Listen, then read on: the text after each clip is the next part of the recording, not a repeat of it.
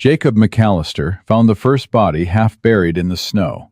A woman, frozen solid, her arm still reaching toward the cabin door she never reached.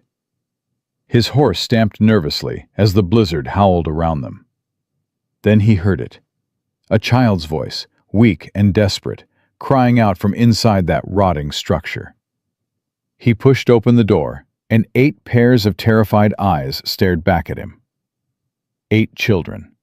Alone, starving, and one little girl dragging herself across the frozen floor with a twisted leg, positioning herself between him and the others like she could somehow protect them. If you're watching from somewhere in this world, drop your city in the comments below. I want to see how far Clara's story can travel. And if her journey moves you, hit that subscribe button and stay until the end. You won't regret it. The winter of 1877 had already killed 17 people in Silver Creek by the time Jacob McAllister rode out to check his northern fence line. He knew this because Doc Weatherby had told him so 3 days ago, standing in the general store with snow still melting off his coat. 17 souls, mostly the old and the sick, a few children who'd caught the fever that swept through town like God's own punishment. Jacob had buried enough people in his lifetime. His wife Martha, 4 years gone now.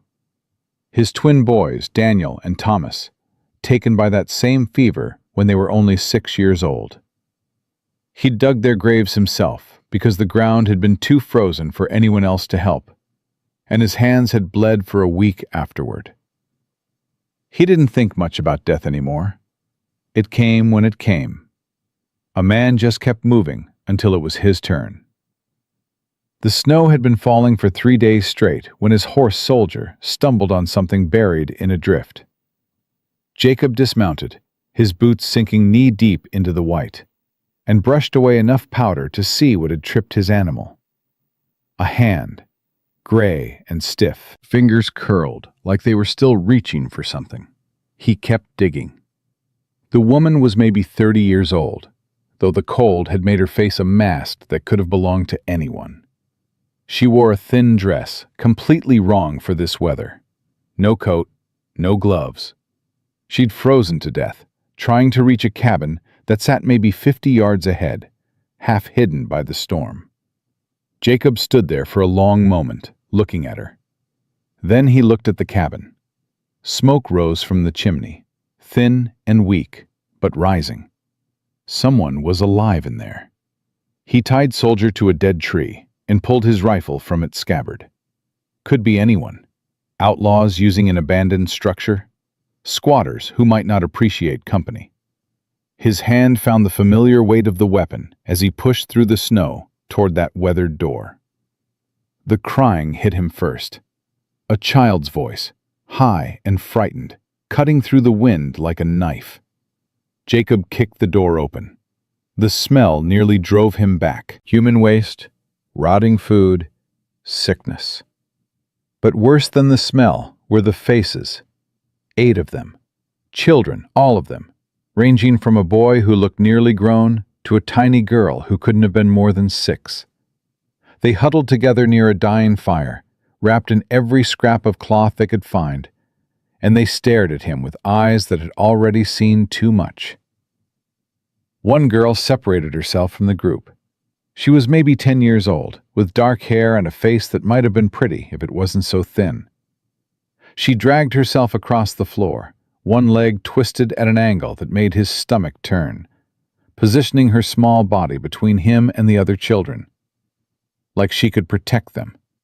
Like she'd done this before. "Stay back." Her voice cracked from disuse, but there was steel in it. "I don't know who you are, but these children are under my protection." Jacob lowered his rifle slowly. "Easy there, miss. I ain't here to hurt anyone." "That's what the last one said." The girl's gray eyes never left his face. "Right before they took what little food we had left and rode off." Jesus Christ. Someone had robbed them. Robbed a bunch of starving children in the middle of a blizzard. "My name's Jacob McAllister. I have a ranch about 15 miles south of here. He kept his voice calm, the way he'd talk to a spooked horse. "I found a woman outside, frozen. Was she with your group?" Something flickered across the girl's face, pain so deep it looked almost physical. "Mrs. Henderson. She went for help 2 days ago. We told her to wait for the storm to break, but she said the little ones couldn't last much longer without food." "She didn't make it. I'm sorry." The girl absorbed this information with a stillness that worried him more than tears would have. She'd already learned not to cry. At 10 years old, she'd already learned that grief was a luxury she couldn't afford. "That makes 3 dead now." Her voice was matter-of-fact. "Mister?" Patterson froze in his sleep last week. His wife Mary died of fever 3 days later. Now Mrs. Henderson. "What about your folks?" "Dead. Everyone's folks are dead." She gestured at the huddled children behind her. "That's why we're here, and they're not." Jacob took a step closer, and the girl immediately tensed. He stopped. "I ain't going to hurt you, any of you. I give you my word." "Words don't mean much out here, mister." "No, I suppose they don't." He crouched down, bringing himself closer to her level. Up close, he could see how badly she was shaking, how blue her lips had become. "But I've got a warm ranch with food and a fire that don't go out. I've got a partner named Gus who makes the best stew you ever tasted. And I've got room enough for 8 children who need a place to stay." "Why would you help us?" The suspicion in her voice cut him somewhere deep. No child should have to ask that question. No child should have to doubt that adults would help them when they needed it. "Because my boys would have been about your age, if they'd lived." The words came out before he could stop them. He hadn't talked about Daniel and Thomas to anyone in years. "And because I couldn't live with myself if I rode past and let you die." The girl studied him for a long moment. Behind her, the other children stirred. A little red-haired girl started crying softly, and an older boy with broad shoulders moved to comfort her. "My name's Clara," the girl with a twisted leg finally said. "Clara Whitmore. And if you're lying about any of this, I swear to God I'll find a way to make you regret it." Despite everything, Jacob felt something like respect stir in his chest. "Fair enough, Miss Whitmore. Now, can we get you and these young ones somewhere warm before we all freeze to death?" Clara turned to look at the group behind her. Jacob watched her take stock of each child, assessing their condition with eyes too old for her face. "Will, can you walk?" The oldest boy nodded. He was maybe 14, with the build of someone who'd done hard labor. "I can carry one of the little ones too, if needed." "Good. You take Patty. She hasn't walked in 2 days." Clara pointed to the smallest girl, who had pressed herself into the corner and was watching everything with huge, terrified eyes. She hadn't made a sound since Jacob arrived. "Rosie, can you manage?" The red-haired girl wiped her tears and nodded bravely. "I can walk, Clara. I'm not a baby." "I know you're not." Clara's voice softened slightly. "Sam, Ben, Eli, you 3 stick together. Help each other if anyone falls." The 3 boys ranged in age from about 7 to 11. One of them, a dark-skinned child who couldn't have been more than 7, kept his eyes fixed on Jacob with an expression of deep distrust. Jacob recognized that look. He'd seen it on former slaves who'd learned the hard way that freedom didn't mean safety. "What about Maggie?" Will asked, gesturing to an older girl who sat apart from the others. She was maybe 12, with features that suggested mixed heritage, and she glared at Jacob with open hostility. "I don't need help from anyone." Maggie's voice was sharp as broken glass. "Especially not from some stranger who probably just wants something from us." "Maggie," Clara's tone carried a warning. "He's our best chance. Maybe our only chance. That's what they said about the wagon train. Look how that turned out. The wagon train left us. This man came looking." Clara turned back to Jacob, her gray eyes searching his face for something. Whatever she found there seemed to satisfy her. We'll come with you, Mr. McAllister. But I need to know one thing first. Ask it. That woman outside, Mrs. Henderson, she died trying to save us. Will you bury her proper, with words and everything? The request hit Jacob harder than he expected. This child, starving and frozen and responsible for 7 other lives, wanted to make sure a dead woman got a proper burial. I'll bury her proper, he promised, soon as the ground thaws enough to dig. Until then, I'll make sure the animals don't get to her. Clara nodded once, satisfied. Then she tried to stand. Her twisted leg buckled immediately, and she would have fallen if Jacob hadn't caught her. She weighed almost nothing, skin and bones wrapped in determination. I can walk, she insisted, even as her body betrayed her. I just need a moment. I'm sure you can, but there's no shame in accepting help when you need it. Jacob looked at the other children, who were watching the exchange with varying degrees of fear and hope. That goes for all of you. You've been taking care of yourselves for too long. It's time to let someone else carry the weight for a while. We don't know you, Maggie said, but some of the hostility had faded from her voice. We don't know anything about you except what you've told us. That's true. You'll have to decide if I'm worth trusting. Jacob shifted Clara's weight in his arms and moved toward the door. But I figure you can make that decision somewhere warm, with food in your bellies. The alternative is staying here and freezing to death. He said it bluntly, without trying to soften the reality. These children had been through too much for gentle lies. They deserved honesty, even when it was harsh. He's right. Will stepped forward, the tiny girl Patty cradled against his chest. She hadn't moved or made a sound the entire time. We can't stay here. The fire's almost out, and there's no more wood. Another night, and we're all dead.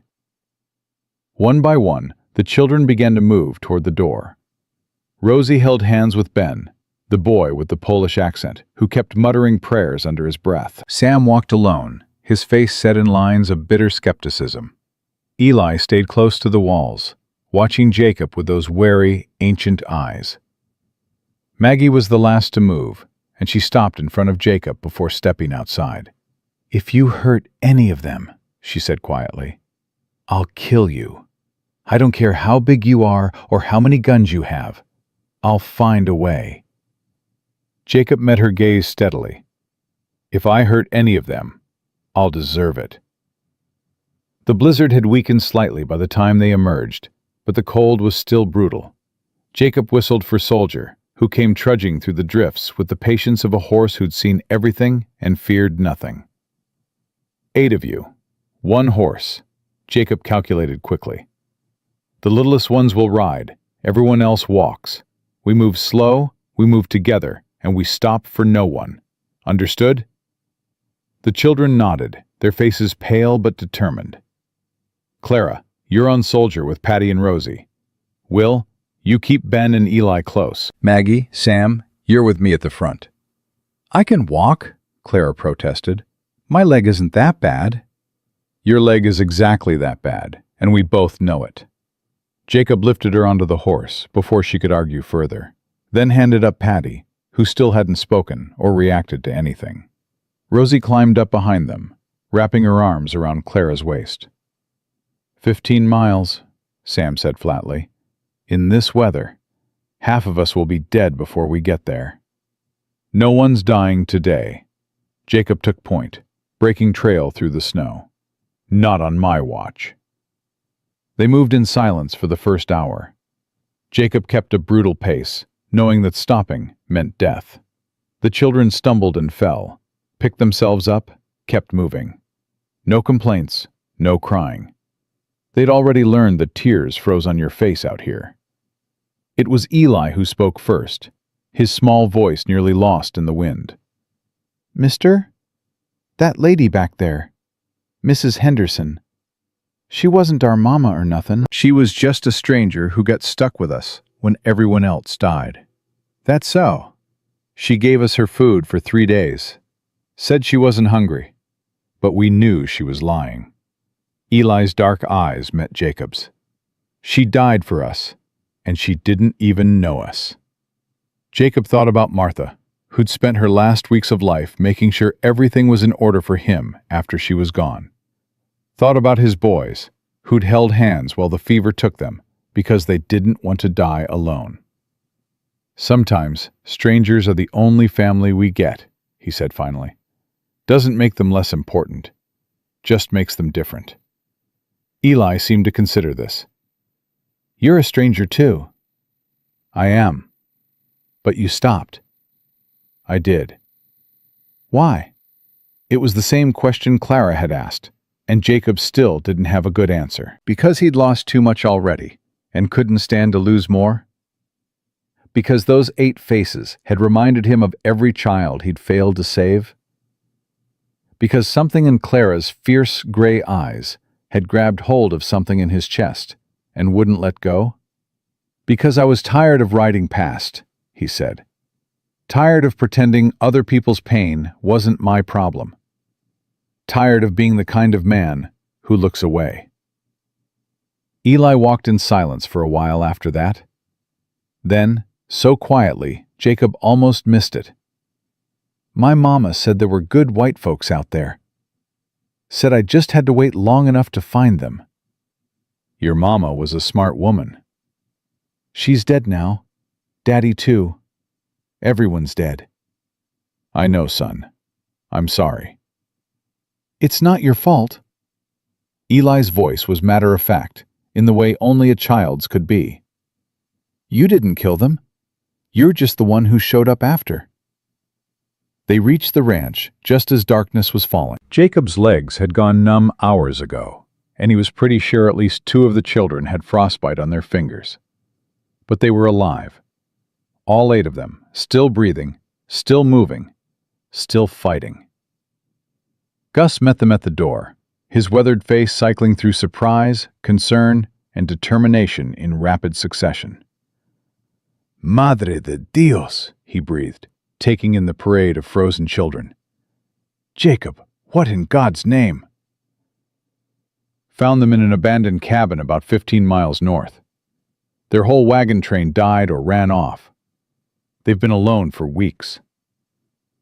Gus didn't ask any more questions. He simply stepped back and held the door wide open. Come in, little ones, come in. The fire is warm and the stew is hot. His accent thickened with emotion as he ushered them inside. You are safe now. You are all safe. Clara was the last to enter. She'd insisted on walking the final 100 yards, using a stick as a makeshift crutch, refusing to be carried across the threshold like an invalid. Jacob watched her limp into his home, this child who'd been left to die twice over and still hadn't learned to give up. She turned at the doorway and looked at him with those ancient gray eyes. Thank you, she said simply, for stopping. Thank me when you've had something to eat and a good night's sleep. We've still got a long way to go. I know. Clara's gaze swept across the ranch house, taking in the sturdy walls and the roaring fire and the pot of stew bubbling on the stove. But this is more than we've had in a long time. This is a start. Yes, Jacob thought, as he followed her inside and closed the door against the howling wind. This was a start. The question was whether any of them had enough left to see it through to the end. The children gathered around the fire like moths to a flame, their frozen bodies slowly thawing as Gus ladled out bowl after bowl of stew. Most of them ate like they hadn't seen food in weeks, which, Jacob realized, was probably close to the truth. All except Patty. The smallest girl sat motionless, staring at the bowl in her hands like she'd forgotten what to do with it. She hadn't spoken since Jacob found them, hadn't reacted to anything at all. Clara noticed his attention. She stopped talking after her mama died, watched it happen, watched the fever take her whole family, one by one, and she was the only one left. How long ago? 6 weeks, maybe. We've all lost track of time. Clara took a careful spoonful of stew, savoring it like it was the finest meal she'd ever tasted. The doctor on the wagon train said it was shock, said she might start talking again when she felt safe. But I don't think she's felt safe since. Jacob looked at the tiny girl with her empty eyes and untouched bowl. 6 years old and already hollowed out by loss. He knew that feeling, had lived with it for years after Martha and the boys died. Give her time, he said. Safety takes a while to believe in. That's what I keep telling her. Clara glanced at him sideways. You lost children, didn't you? I can see it in how you look at us. The question should have felt intrusive. Instead, it felt like recognition. One broken soul seeing another. Twin boys, Daniel and Thomas. They were 6 when the fever took them. Same as Patty. Same as Patty. Clara was quiet for a moment. Then, my parents died when I was 8. Fever got them too. The wagon train was supposed to take me to my aunt in Oregon, but then people started getting sick, and everything fell apart. Your leg, were you born with it? Yes, Clara said it without shame or self-pity, just fact. The wagon master said I was slowing everyone down, said they couldn't afford to wait for a crippled girl who couldn't walk right. The wagon master was a damn fool. A ghost of a smile touched Clara's lips. That's what Mrs. Henderson said. She stayed behind with us when everyone else left. Said she'd rather die with children who needed her than live with people who'd abandoned them. Jacob thought about the frozen body, still lying in the snow, waiting for a burial she'd more than earned. She was a good woman. She was the best woman. Clara's voice cracked slightly, the first real emotion she'd shown since the cabin. She died because of us. Because we weren't worth saving to anyone else. That's not true, isn't it? Clara's gray eyes had gone hard again. 8 children, Mr. McAllister. 2 of us can't walk right, 1 won't speak, and 1 of us has skin that makes people want to hurt him. We're not the kind of orphans anyone wants to adopt. We're the kind they ship off to workhouses and factories because nobody cares what happens to us. The bitter accuracy of her words hit Jacob like a fist. He'd seen those workhouses. Seen the children who emerged from them, broken in body and spirit. Seen the factories that chewed up young lives and spit out the remains. You're not going to any workhouse, he said. None of you. How can you promise that? You don't even know us. By tomorrow, you might decide we're too much trouble and send us on our way. I won't. Everyone says that at first. Clara set down her bowl, her appetite apparently gone. Then they see how much work we are, how much food we eat, how much space we take up. And suddenly, the promises don't matter anymore. Jacob didn't have an answer for that. She was right to be suspicious, right to doubt his intentions. He was a stranger who'd shown up at the worst moment of her life, and she had no reason to believe he was any different from the others who'd abandoned her. So instead of arguing, he simply said, "Get some sleep, Miss Whitmore. We can talk more in the morning." Clara hesitated, clearly wanting to push further, but exhaustion won out over suspicion, and she finally nodded. "The other children," she said. "They need proper beds. Patty needs to be somewhere warm, and Eli keeps looking at the door like he's planning to run. Gus is setting up the bunkhouse. There are enough beds for everyone. I should help. You should rest. That leg needs looking at, and you won't do anyone any good if you collapse from exhaustion." Clara opened her mouth to protest, then closed it again. For just a moment, she looked like what she was. A frightened 10-year-old girl who'd been carrying the weight of 7 lives on her thin shoulders. "Okay," she said quietly. "But if anything happens, if anyone needs me, I'll wake you, I promise."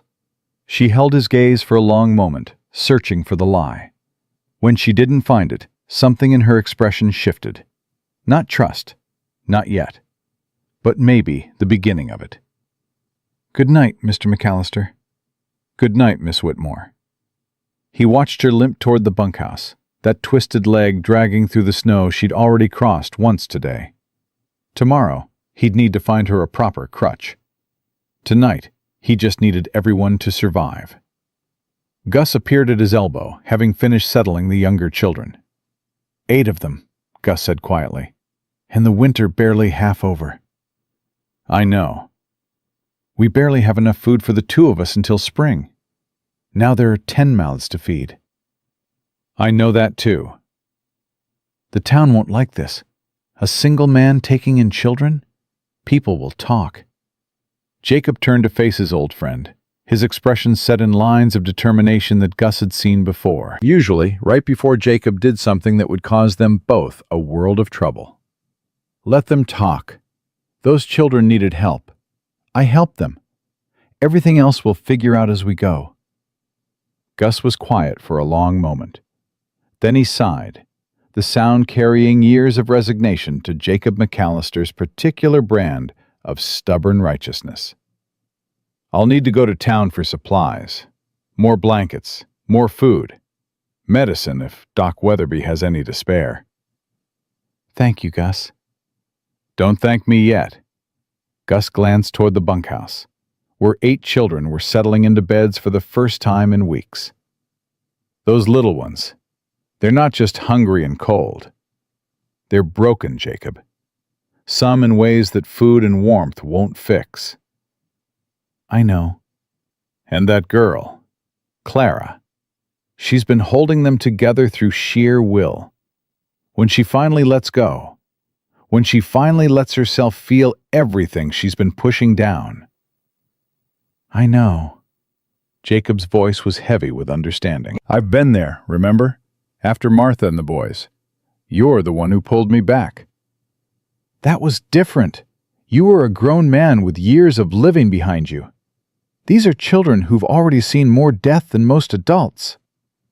Gus shook his head. I don't know if we can fix what's been broken in them. Maybe not. But we can give them a place to heal. We can show them that not everyone will abandon them. Jacob looked up at the night sky, where stars had finally emerged now that the storm had passed.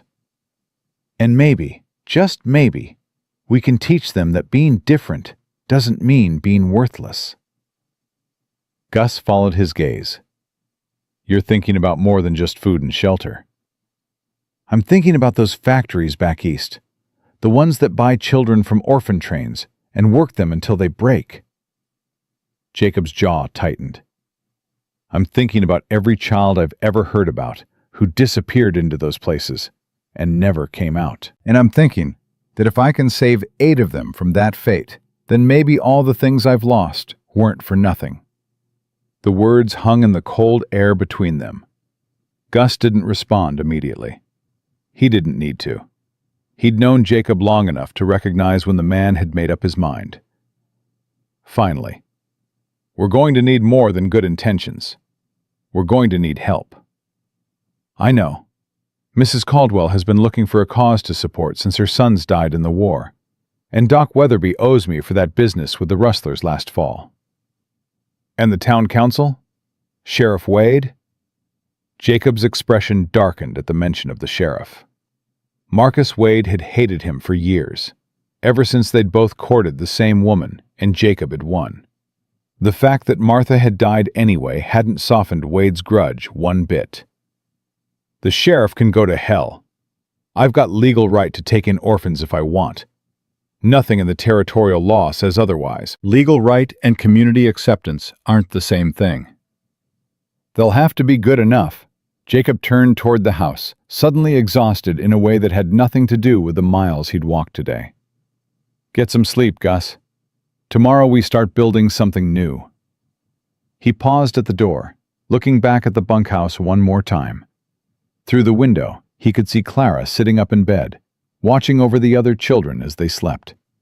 Still on guard, still protecting them. She caught his eye and held it for a moment across the darkness. Then, slowly, she lay down and closed her eyes. It wasn't trust. Not yet. But it was a start. And sometimes, Jacob thought as he finally went inside, a start was all you needed. The first week passed in a blur of exhaustion and adjustment. Jacob woke before dawn each morning to find Clara already up, checking on the other children, making sure the fire hadn't died overnight, counting heads like she expected someone to have vanished in the darkness. "You don't have to do that anymore," he told her on the third day, finding her limping between beds at 4 a.m. "That's my job now." "Old habits." Clara didn't look at him. "I've been counting heads for 6 weeks. Hard to stop." "Try." She finally met his eyes, and he saw the dark circles beneath them, the tremor in her hands that came from running on fear and willpower for too long. "What if I stop and something happens? What if I let my guard down and someone gets hurt?" "Then we deal with it together. That's what family does." "We're not family. We're strangers you found in the cabin." "Family's got nothing to do with blood, Miss Whitmore. It's got to do with showing up, with staying when things get hard." Jacob crouched down to her level, ignoring the protest in his knees. "I'm not asking you to trust me yet. I'm asking you to rest. Let someone else carry the weight for a while." Clara's lip trembled, just for a second, before she forced it still. "I don't know how." "Then we'll figure it out together, one day at a time." She didn't agree, but she also didn't argue when he guided her back to her bed and pulled the blanket up to her chin. And when he checked on her an hour later, she was finally sleeping, her face relaxed for the first time since he'd met her.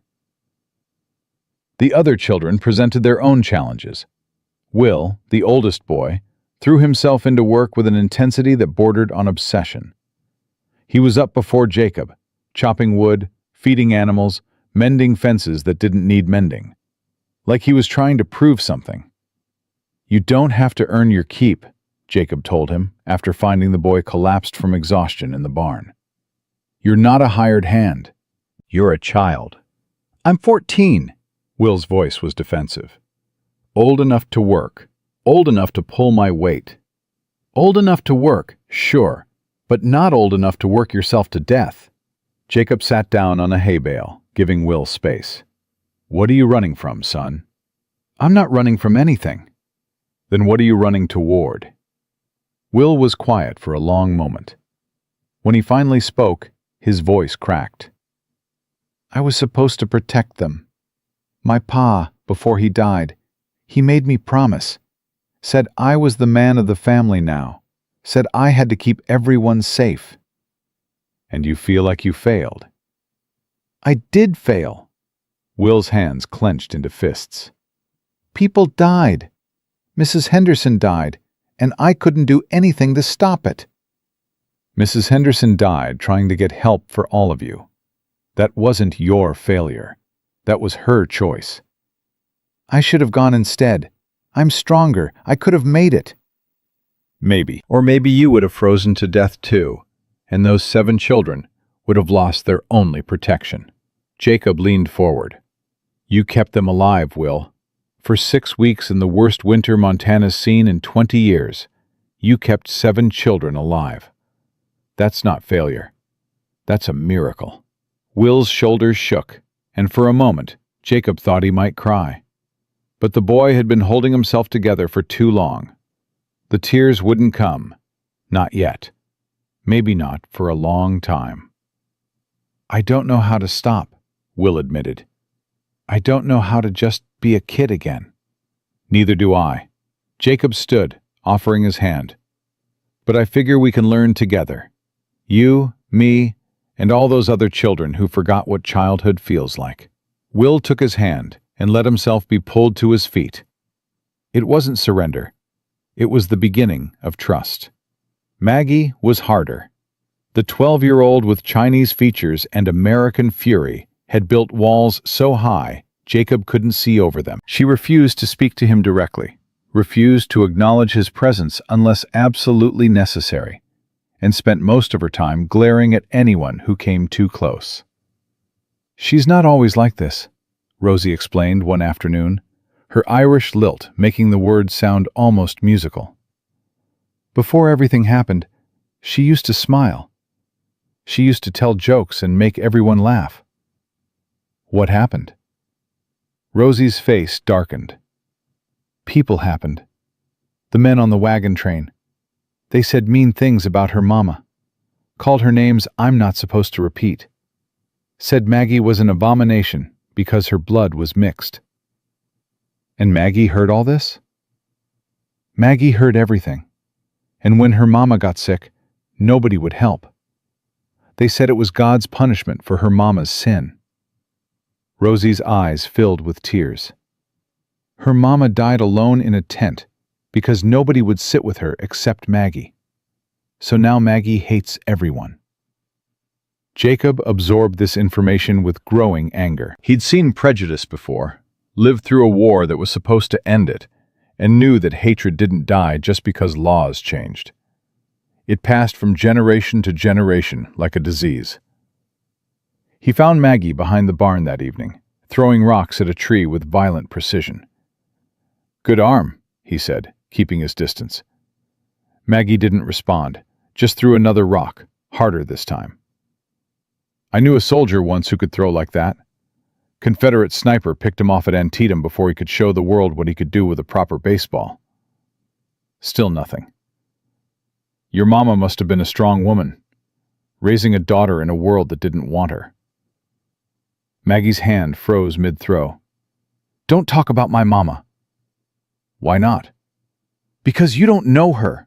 You don't know anything about her." "I know she raised a daughter who protected 7 other children when no one else would. I know she raised someone brave enough to stand up to a stranger twice her size." Jacob took a careful step closer. "I know she'd be proud of you."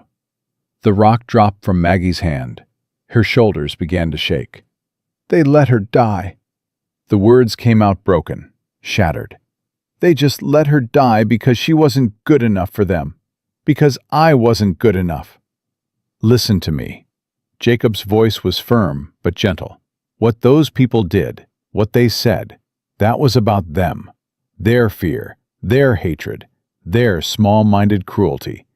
It had nothing to do with you or your mother." "Then why does it hurt so much?"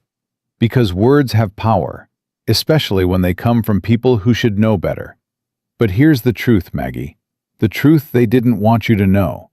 He crouched down, meeting her eyes. "You're not an abomination. You're not a mistake. You're a child of 2 cultures, and that makes you twice as strong, twice as valuable, twice as important to this world." Maggie stared at him like he'd spoken in a foreign language. "Nobody's ever said that to me before."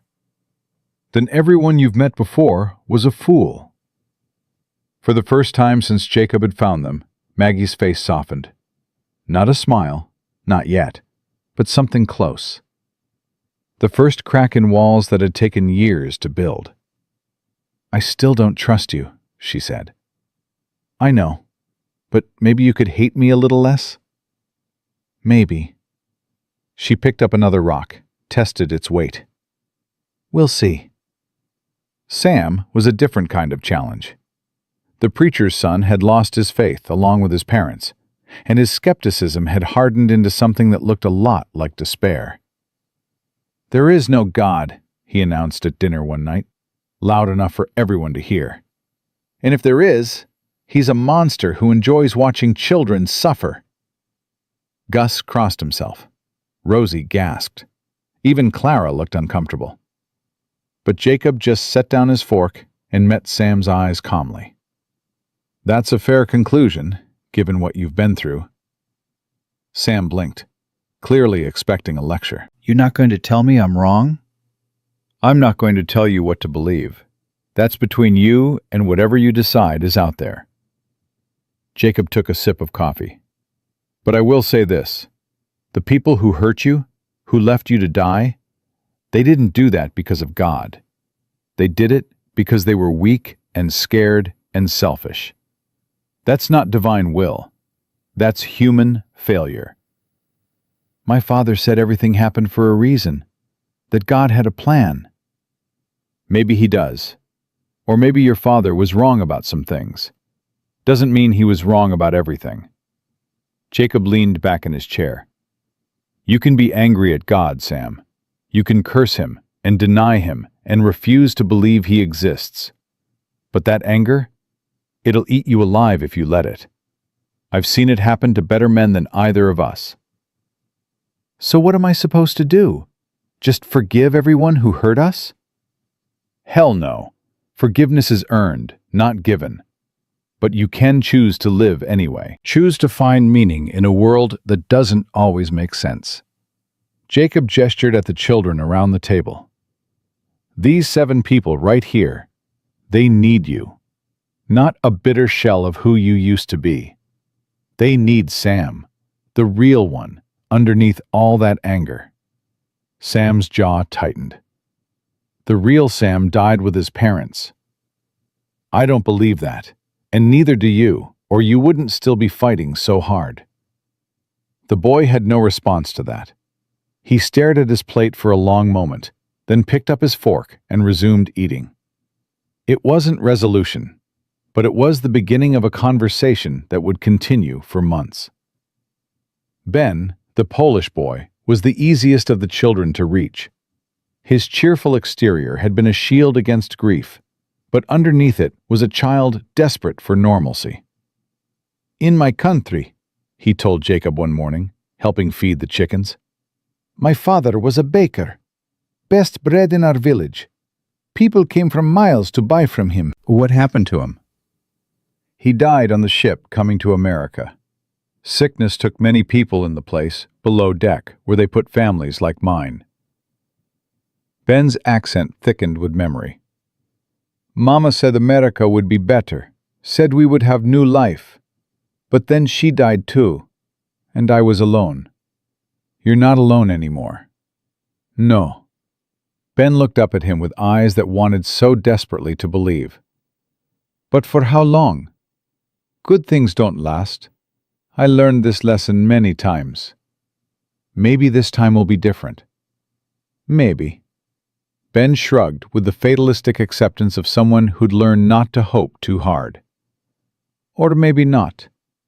Either way, I help with chickens. Chickens are simple. They don't leave you. Eli was the hardest to read. The 7-year-old former slave's child moved through the ranch like a ghost, always watching, never fully present.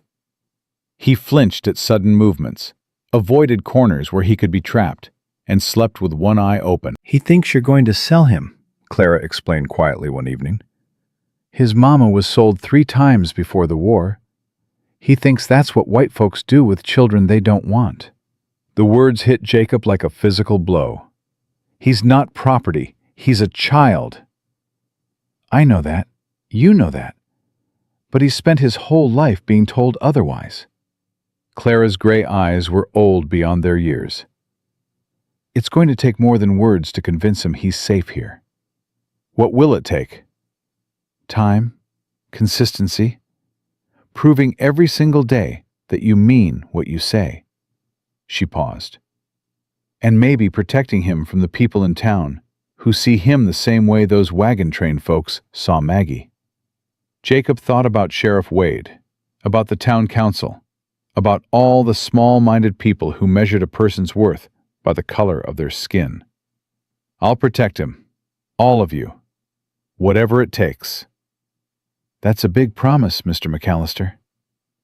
It's the only kind worth making. The children began to settle into rhythms. School lessons in the morning, taught by Clara, who had inherited her teacher father's gift for making learning interesting. Chores in the afternoon, distributed according to ability rather than age. Evenings around the fire, where Gus told stories of his life in Mexico, and the children slowly began to share their own. But Patty remained silent. The 6-year-old had not spoken a single word since Jacob found them, and she responded to nothing and no one except Clara, whose hand she held with desperate intensity whenever the older girl was near. "She's in there," Clara insisted when Jacob expressed concern. "I can see it in her eyes. She's just too scared to come out." What scared her so badly? Death, loss, being completely alone in the world. Clara's voice was soft. She watched her whole family die, Mr. McAllister. Mother, father, 2 brothers, a baby sister. One by one, over the course of 3 weeks. And nobody held her. Nobody told her it would be okay. She just sat in the corner of that wagon and watched everyone she loved turn into bodies. Jacob's chest tightened. Jesus. By the time we found her, she'd stopped speaking, stopped crying, stopped everything except breathing. Clara looked at the little girl, who was sitting by the fire, staring into the flames with empty eyes. I don't know how to help her. I've tried everything I can think of, and nothing works. Maybe she needs something you can't give her. Like what? Like safety. Real safety. Not just the absence of danger. Jacob watched Patty's small face, looking for any sign of the child she'd been before tragedy had hollowed her out. She needs to believe that the worst is over, that nobody else she loves is going to die. How can anyone promise that? You can't. But you can show her, day after day, that some things last. Some people stay. He turned to Clara. That's what you've been doing for her, isn't it? Staying.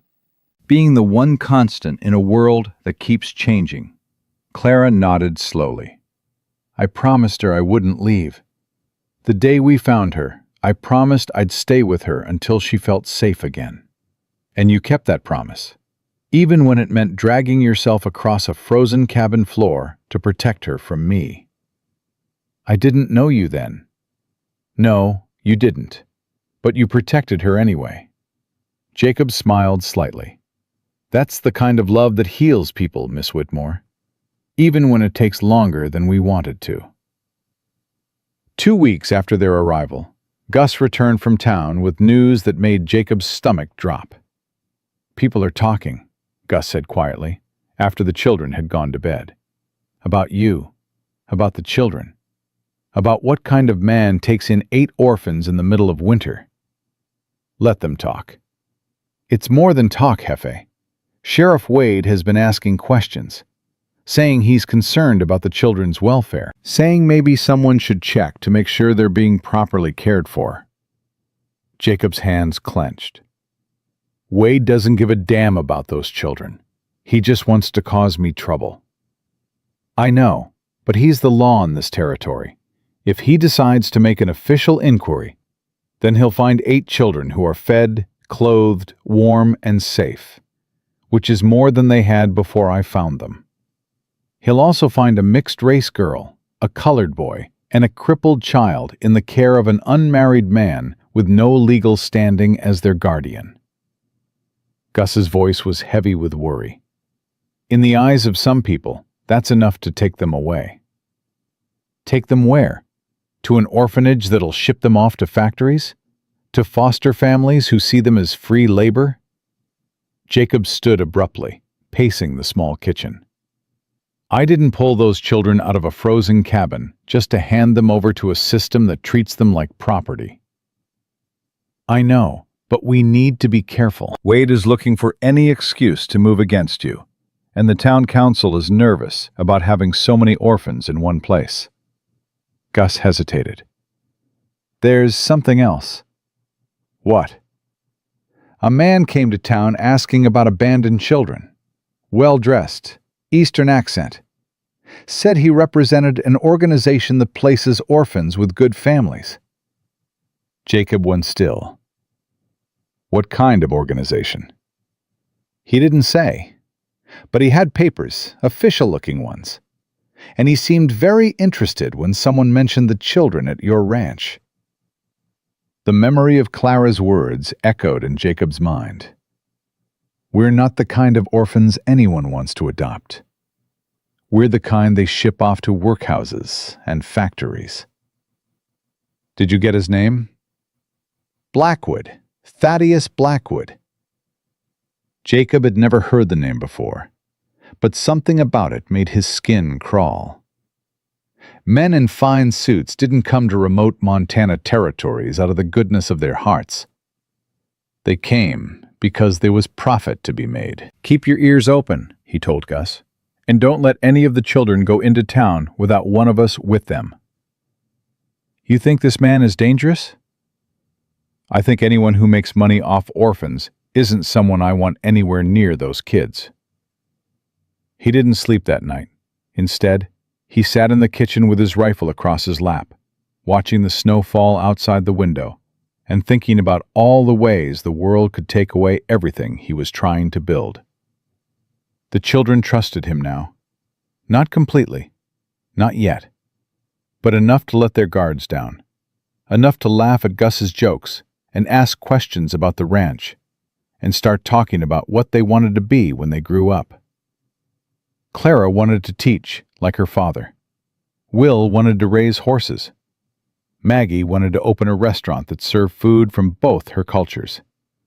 Sam wanted to write books that told the truth about the world, even when the truth was ugly. Even Eli had started to talk about the future, hesitantly, like he was testing whether hope was safe enough to feel. And now some stranger in a fancy suit was asking questions about them. Some organization that placed orphans with families, which almost certainly meant selling them to whoever would pay. Not while I'm breathing, Jacob thought. Not while there's a single breath left in my body.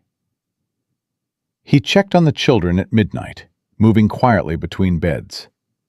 Will slept with his fists clenched, still fighting even in his dreams. Maggie had kicked off her covers and lay sprawled like she was ready to spring up at the first sign of danger. Sam was curled into a ball, making himself as small as possible. Ben snored softly, a sound that made Rosie giggle every morning. Eli had positioned himself closest to the door, his eyes flickering open briefly when Jacob entered, before closing again when he recognized who it was. Clara lay awake, watching him with those ancient gray eyes. "Something's wrong," she whispered. "I can tell." "Nothing for you to worry about." "Mr. McAllister," her voice was firm despite its softness, "I've been responsible for these children for 6 weeks. I've kept them alive through blizzards and starvation and people who wanted to hurt us. Whatever you're worried about, I deserve to know." He hesitated. She was 10 years old. 10 years old with a twisted leg and more burdens than most adults could carry. The last thing he wanted was to add another weight to her shoulders. But she was also right. These children were her family, in a way they weren't yet his. She'd earned the right to know what threatened them. "There's a man in town," he said quietly, "asking about orphans. The kind of man who might try to take you somewhere you don't want to go." Clara's face went pale, but her voice stayed steady. "A factory man?" "Maybe. I don't know yet." "What are you going to do?" "Whatever I have to." He crouched beside her bed. "But I need you to promise me something." "What?" "If anything happens to me, if I'm not here to protect you, take the others and run. Gus knows places you can hide, places no one will find you." "Nothing's going to happen to you." "Maybe not, but if it does, I need to know you'll keep them safe." Clara's gray eyes held his for a long moment. Then she nodded. "I'll keep them safe. I promise." "Good girl." He stood, adjusting her blanket. "Now get some sleep. Tomorrow's another day." He was almost to the door when her voice stopped him. "Mr. McAllister?" "Yes?" "Thank you for telling me the truth." A pause. "For treating me like I matter." "You do matter, Clara. More than you know." He left before she could respond, closing the door softly behind him. In the kitchen, Gus was waiting with fresh coffee and a worried expression. "You told her." "She deserved to know. She's a child. She's a child who's been keeping 7 other children alive through sheer force of will. She's a child who crawled across a frozen floor to protect them from a stranger 3 times her size. She's a child who deserves to be treated like the warrior she is. Gus sighed. You're right. I know you're right. But I don't like it. Neither do I.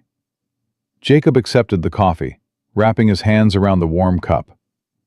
But that's the world we live in. A world where children have to be warriors just to survive. Then maybe it's time to change the world. That's exactly what we're going to do, old friend. One child at a time. Outside, the snow continued to fall, covering everything in white.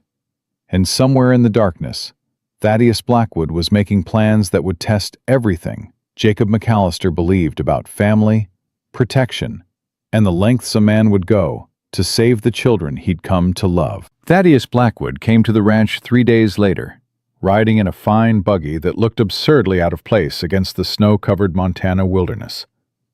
He wore a black coat that cost more than most ranchers made in a year, and his smile had the practiced warmth of a man who'd learned to fake sincerity. Jacob met him in the yard, rifle in hand, but not raised. Not yet. Mr. McAllister, I presume.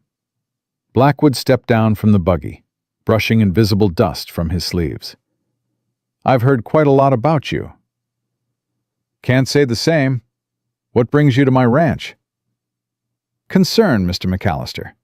Pure humanitarian concern. Blackwood's eyes scanned the property, lingering on the bunkhouse where the children were hidden. Word has reached my organization that you've taken in a number of orphan children. Admirable, truly admirable. But I must ask, are you equipped to provide for them properly? They're fed, they're warm, they're safe. That's more than they had before. Of course. But surely you understand that children need more than basic survival. They need education, structure, the guidance of proper institutions designed for their care. Blackwood pulled a leather folder from his coat. I represent the Eastern Children's Aid Society. We specialize in placing orphans with suitable families who can provide everything they need. Suitable families. Families who have been thoroughly vetted. Families with resources and stability. Blackwood opened the folder, revealing official-looking documents covered in stamps and signatures.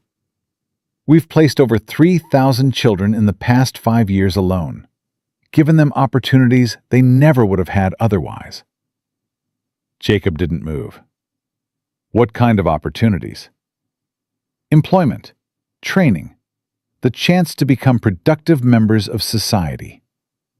Blackwood's smile never wavered. Many of our children go on to work in manufacturing, textiles, various industries that are always in need of eager young hands. There it was, the truth beneath the polished words. Eager young hands. Children sold into factory labor, worked until they broke, discarded when they were no longer useful. I think you should leave now, Mr. Blackwood. I understand your hesitation. Truly, I do. You've grown attached to these children. That's natural. Blackwood stepped closer, lowering his voice. But consider their futures, Mr. McAllister. What can you offer them here? A life of ranching? Manual labor? Limited prospects in a remote territory? I can offer them a home, a family, people who give a damn whether they live or die. Sentiment is admirable, but it doesn't fill bellies or build futures. Blackwood tucked the folder back into his coat. I'll leave you my card. When you realize you're in over your head, and you will, please don't hesitate to contact me. The offer will remain open. He climbed back into his buggy, but paused before taking the reins. One more thing, Mr. McAllister. I notice some of the children you've taken in are rather unusual. A mixed-race girl, a colored boy, a cripple. His smile turned cold. These children are particularly difficult to place with traditional families. They tend to end up in less desirable situations.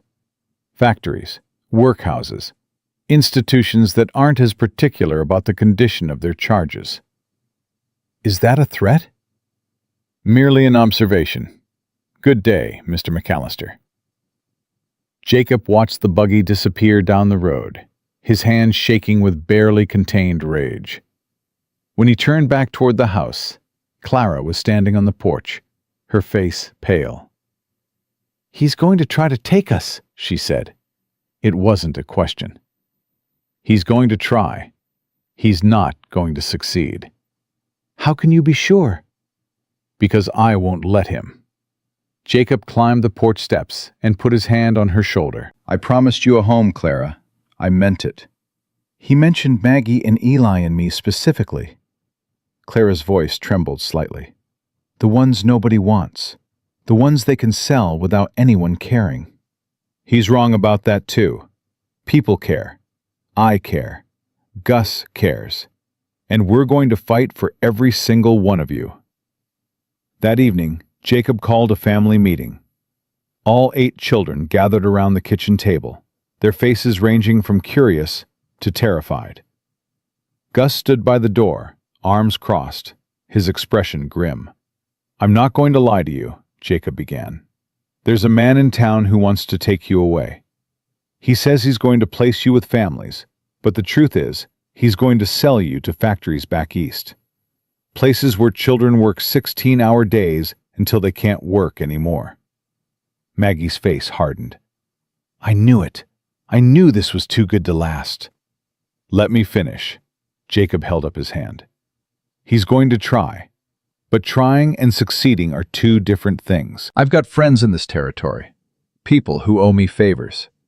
And I've got legal standing to keep you here, as long as I can prove you're being properly cared for."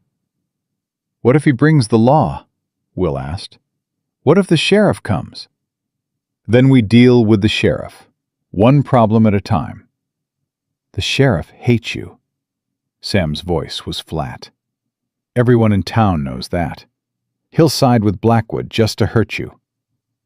"Probably, but hatred and legal authority aren't the same thing. Wade can make trouble, but he can't just take you without cause." "What about papers?" Clara asked. "Official documents giving you the right to keep us." "That's exactly what I'm working on. I've sent word to a lawyer in Helena, man named Warren, supposed to be good with custody cases. He's going to help us file for legal guardianship." "All 8 of us?" Rosie's voice was small and hopeful. "All 8 of you, properly documented, legally protected." Jacob looked around the table, meeting each pair of eyes. "But I need something from you in return." "What?" Maggie asked suspiciously. "I need you to trust me. Not blindly, not foolishly, but enough to let me handle this.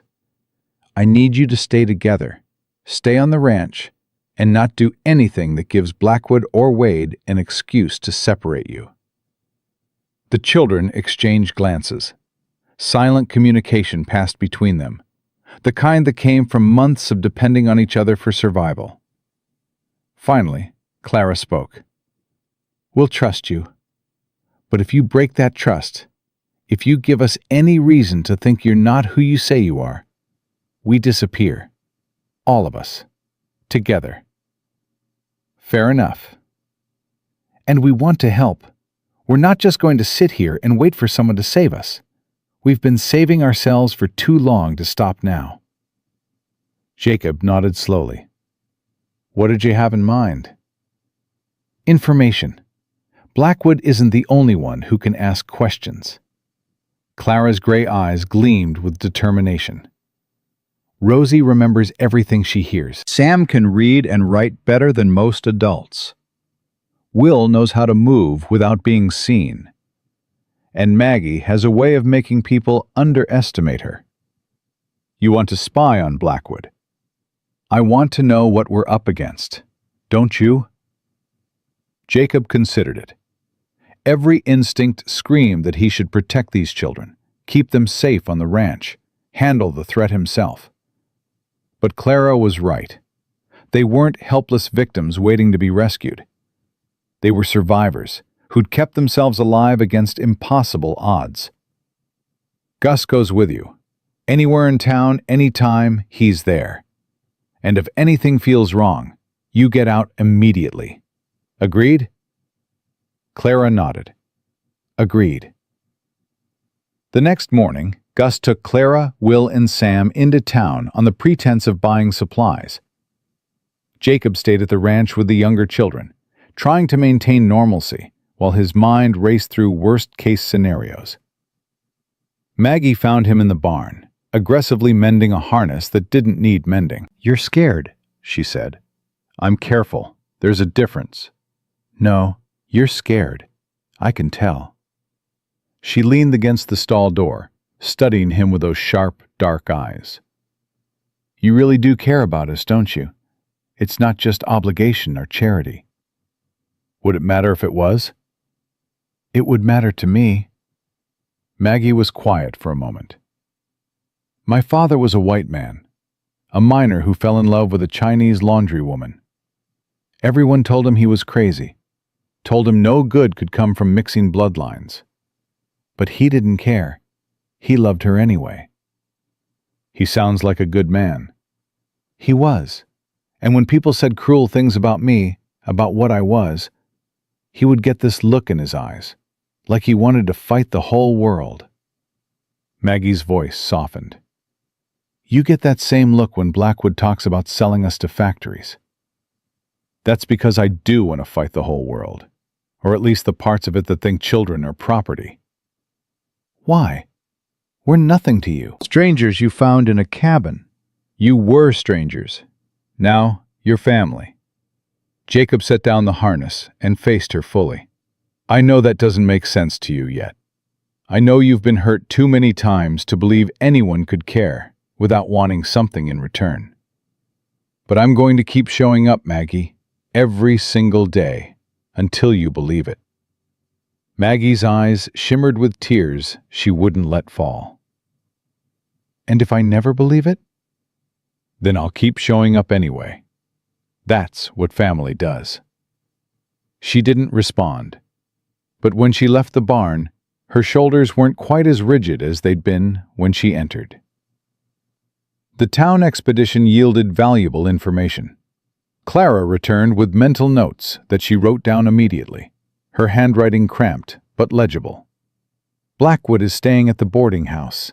He's been there for a week, asking questions about every orphan in the territory." She showed Jacob her notes. "He's already taken 3 children from other families, paid their guardians to give them up." "Paid them?" $20 per child. More for healthy ones who can work hard. Clara's jaw tightened. "He offered Mrs. Henley $50 for her nephew because the boy is strong and doesn't complain." "Did she take it?"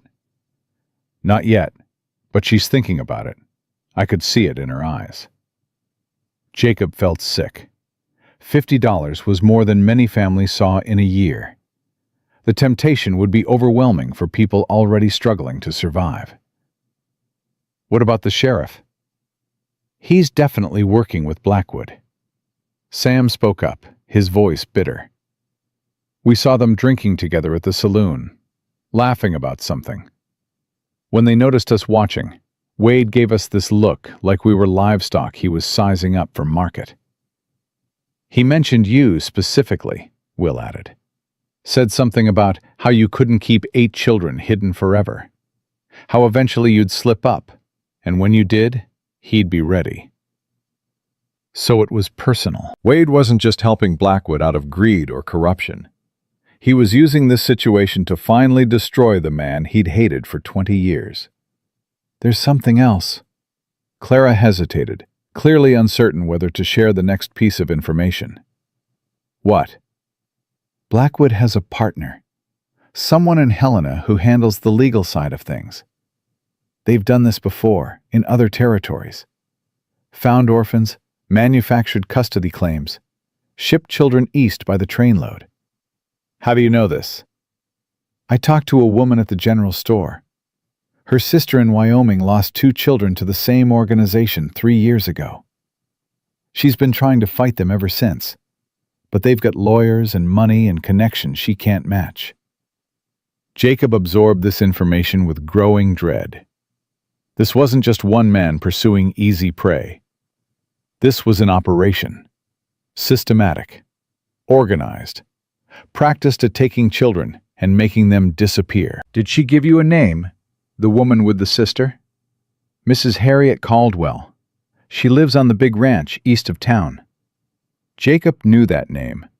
Harriet Caldwell was the wealthiest widow in the territory, a woman who'd lost her husband and 3 sons to war and disease, but had refused to be broken by grief. She was also one of the few people in Silver Creek who'd never seemed to care about Jacob's past or his ongoing feud with the sheriff. "I need to talk to her," he said. "If she's been fighting Blackwood's organization, she might know their weaknesses. She said she'd be willing to meet. Tomorrow afternoon, if you can make it." "I'll make it." That night, Jacob sat with the younger children while Gus prepared dinner. Ben was teaching Rosie a Polish folk song, their voices blending in a way that made the old ranch house feel almost cheerful. Eli sat in the corner, still wary, but his eyes followed the singing with something that might have been longing. Patty sat beside Jacob, her small hand resting on his knee. She still hadn't spoken, but she'd started touching people, started reaching out for connection in the only way she could manage. "You're safe here," Jacob murmured, so quietly only she could hear. "Whatever happens, you're safe." She didn't respond, but her fingers curled around his, holding on like he was the only solid thing in a world that kept shifting beneath her feet. Mrs. Harriet Caldwell received Jacob in a sitting room that spoke of old money and refined taste. She was perhaps 60, with steel-gray hair and eyes that had seen too much but refused to look away. "Mr. McAllister, I've heard a great deal about you. Most of it unflattering, I imagine." "On the contrary. Sheriff Wade has been trying to destroy your reputation for years, which tells me you must be doing something right." She gestured to a chair. "Please, sit.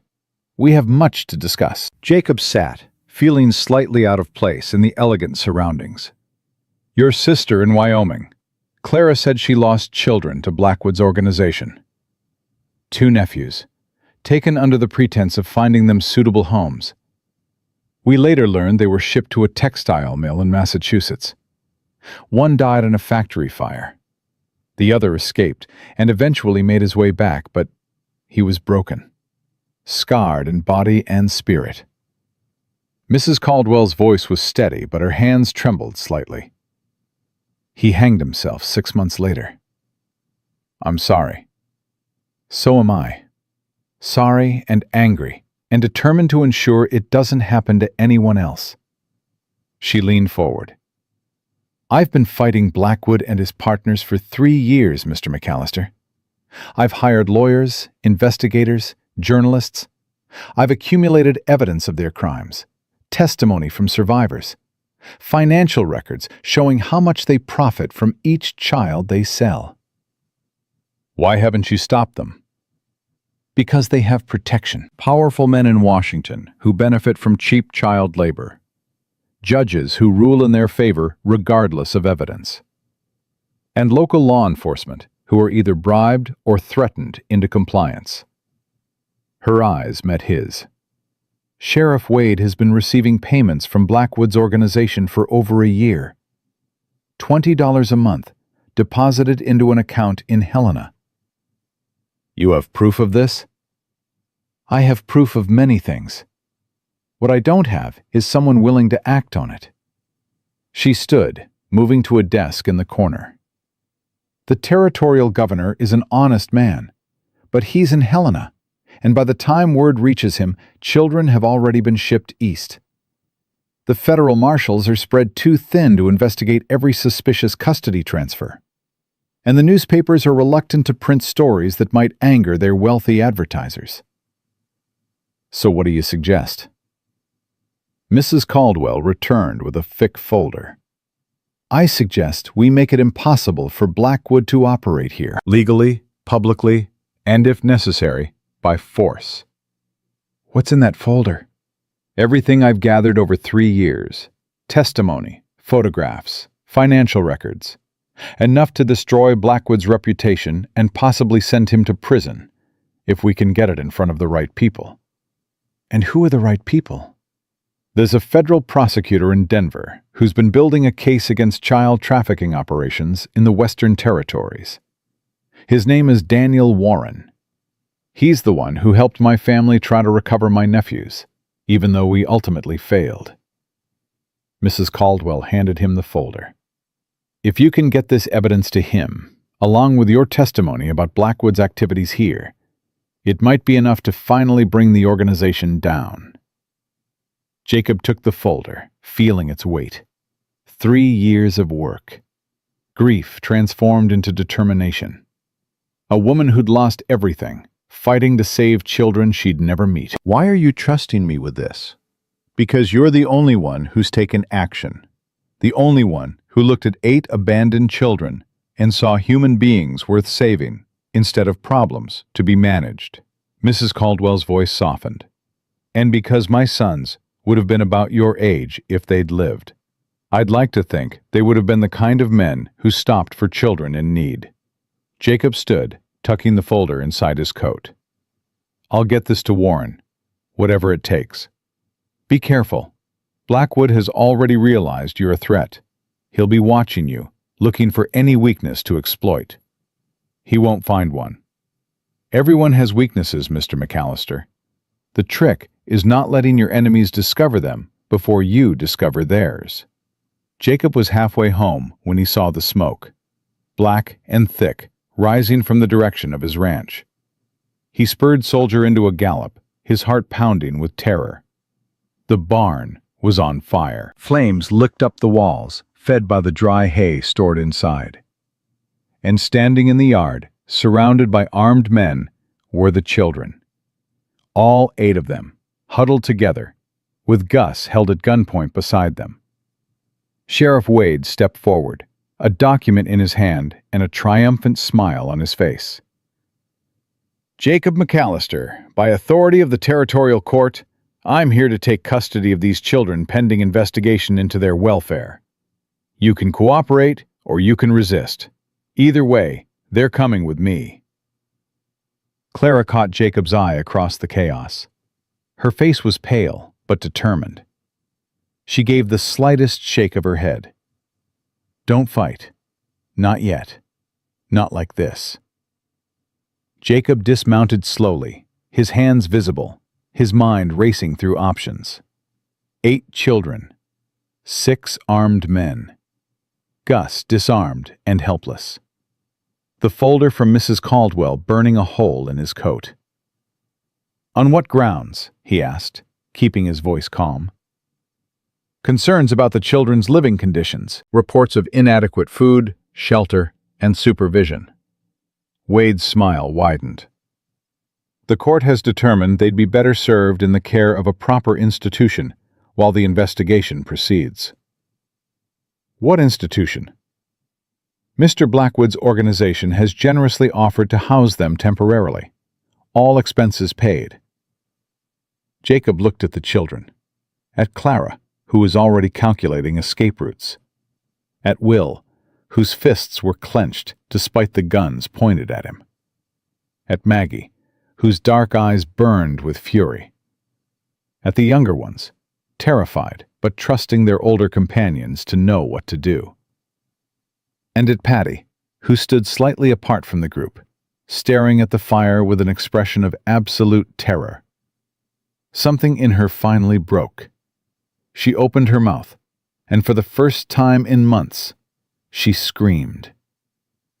The sound that came from Patty's throat was unlike anything Jacob had ever heard. Not just a scream, but a release of everything she'd been holding inside for months. Grief, terror, rage. It poured out of her small body in waves that made even the armed men step back. Clara moved instantly, dropping to her knees and pulling Patty into her arms. "It's okay. It's okay. I'm here. I'm not leaving you." But Patty kept screaming, her eyes fixed on the flames consuming the barn, seeing something none of them could see. Her family dying, her world ending. Everything she'd tried so hard to forget, coming back in a rush of fire and smoke. Shut that child up. Wade's voice was sharp with irritation. This is a legal proceeding. She's terrified, you heartless bastard. Jacob stepped between the sheriff and the children. She watched her entire family die. Fire is what killed them. Not my concern. The court order is clear. These children are to be transferred to Mr. Blackwood's custody immediately. Over my dead body. That can be arranged. Wade's hand moved to his holster. You're interfering with official business, McAllister. I've got 6 witnesses who'll testify you resisted arrest, and I've got evidence that you've been taking bribes from Blackwood's organization for over a year. Jacob didn't move, didn't blink. $20 a month, deposited into an account in Helena. Want me to continue? Something flickered across Wade's face. Fear, quickly masked by anger. That's a lie. Is it? I've got bank records, testimony, a folder full of proof that you've been selling children for profit. Jacob's voice carried across the yard, loud enough for everyone to hear. How do you think the territorial governor will react when he sees it? How do you think the newspapers will react? The armed men exchanged uncertain glances. They'd signed up to intimidate a rancher and collect some orphans, not to be part of a scandal that could bring down the local sheriff. He's bluffing, Wade said, but his voice had lost its confidence. Am I? Try me. The standoff stretched for what felt like hours. Patty's screams had subsided into whimpers, muffled against Clara's shoulder. The other children stood frozen, watching the confrontation with wide eyes. Then a new voice cut through the tension. What in God's name is happening here? Everyone turned to see Mrs. Harriet Caldwell riding up with 3 men Jacob recognized as her ranch hands. Behind them came Doc Weatherby in his worn buggy, and Reverend Crane on horseback. Mrs. Caldwell, Wade's attempt at authority sounded hollow. This is official sheriff's business. Official business that involves burning down a man's barn and terrorizing children? Mrs. Caldwell dismounted, her eyes sweeping the scene with barely contained fury. I've known you for 20 years, Marcus Wade. I knew you were petty, and I knew you held grudges, but I never thought you'd sink to child trafficking. I'm not trafficking anyone. I'm executing a court order. A court order obtained through fraud and bribery. Mrs. Caldwell pulled a folded paper from her coat. I sent a telegram to Judge Morrison in Helena this morning, explaining the situation. He's issued a stay on all custody transfers pending investigation. Your court order is worthless. Wade's face went white. You can't do that. I just did. And I've also sent word to Federal Prosecutor Warren in Denver. He should be arriving by train within the week. She turned to the armed men. I suggest you gentlemen leave now, before you find yourselves implicated in crimes that carry very serious consequences. One by one, the men lowered their weapons. One by one, they mounted their horses and rode away. Within minutes, only Wade remained, standing alone in the yard, with his authority crumbling around him.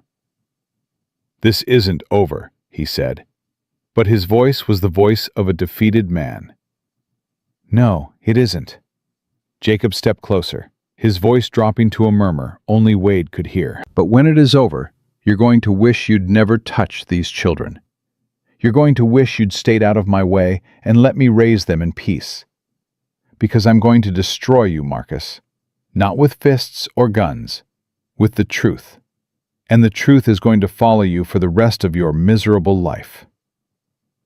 Wade mounted his horse and rode away without another word. Jacob watched him go, then turned to face the chaos he'd left behind. The barn was a loss. The flames had consumed everything inside, including the winter hay supply and most of his tools. It would take months to rebuild, money he didn't have. But the children were safe. All 8 of them, still huddled together, still watching him with a mixture of fear and hope. Mr. McAllister, Clara's voice was hoarse from trying to calm Patty. "What happens now?" "Now we put out what's left of that fire, and we figure out how to get through the rest of winter without a barn." Jacob looked at each child in turn. "And we wait for the cavalry to arrive." "Cavalry?" "Federal Prosecutor Warren. Mrs. Caldwell's evidence. The truth." He crouched down to Clara's level. "Blackwood isn't going to stop. Neither is Wade. But now they're fighting on two fronts, and they don't even know it." The next few days were a blur of activity. Neighbors Jacob barely knew showed up with supplies, tools, and offers of help. It turned out that Wade wasn't as popular as he thought, and word of what he'd tried to do spread through the territory like wildfire. Doc Weatherby examined each of the children, pronouncing them healthier than he'd expected, given what they'd been through.